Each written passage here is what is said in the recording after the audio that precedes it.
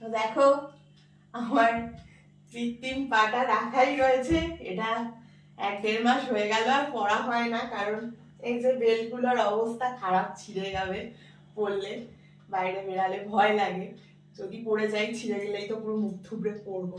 ওই জন্য এইভাবেই এখন একটু ঘুরছি, এই ছাদে যাচ্ছি, এটাতেই তো আমার ঘোরা, এতেই আমি আনন্দ পেয়ে যাই। কি করবো, এই চার দেয়ালে বন্ধ থাকতে থাকতে ওই একটু আকাশের নিচে যেতে পারলেই, খোলা আকাশের নিচে ছাদে ঘুরতে গেলেই মনে হয় যেন কত দূরে ঘুরতে যাচ্ছি। আর এটার প্রয়োজন পড়ছে না, একে টাটা বাই বাই করে দিয়েছি। এরও দরকার আমার জীবনে, কিন্তু কি করব, এটার অবস্থা খারাপ বলে এটাকে বাদ দিয়ে নিজের যেটুকু আছে ওইটুকু সাহায্যে এখন একটু ঘুরে দিচ্ছি।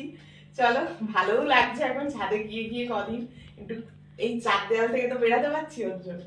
তো আজকেও যাচ্ছি ছাদে ওকে টাটা করে। চলো আমার সঙ্গে আজকেও ছাদে যাই, এই আমার যেটুকু আছে সেটুকুই অনেক, বলো, লড়াইয়ের জন্য।